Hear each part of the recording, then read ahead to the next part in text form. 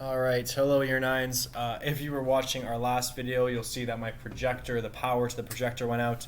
We're trying to fix it right now, but we're just going to carry on. So we're looking at question 2, which says the length scale between two triangles is 1 to 3. The larger triangle has an area of 36 meters squared. What is the area of the smaller triangle? So let's just kind of give ourselves a visual. We've got two triangles,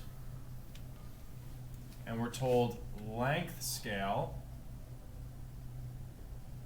is, I believe, 2 to 3. So every 2 centimeters on this triangle gives us 3 centimeters on this second triangle.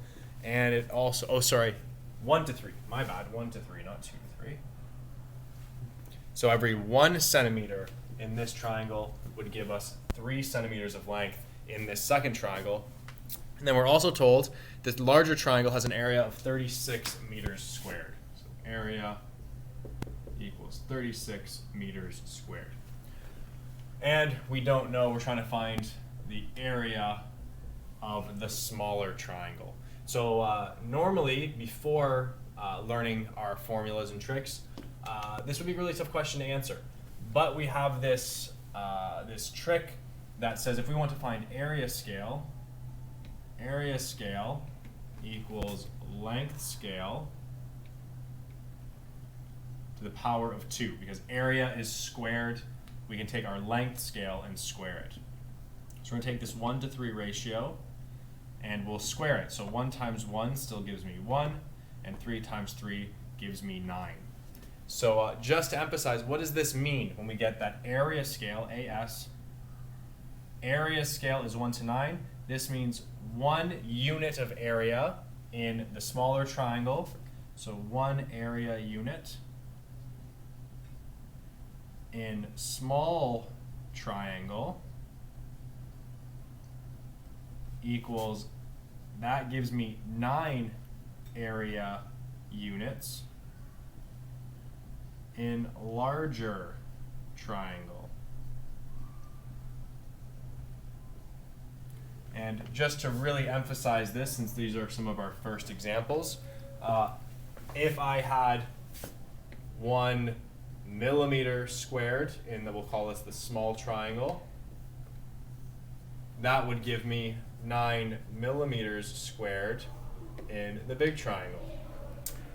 Just to really emphasize this even more, if I had 1 centimeter squared, that would be 9 centimeters squared in the big triangle. If I had 1 decimeter squared, that would be 9 decimeters squared. And let's do one more example. 1 meter squared would be 9 meters squared. So however many area units I have in this triangle, I have times 9 in the second triangle.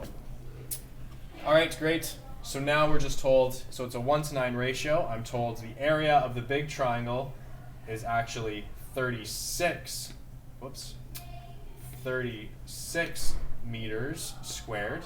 So how can we work backwards to figure out, well, what should the area of the smaller triangle be?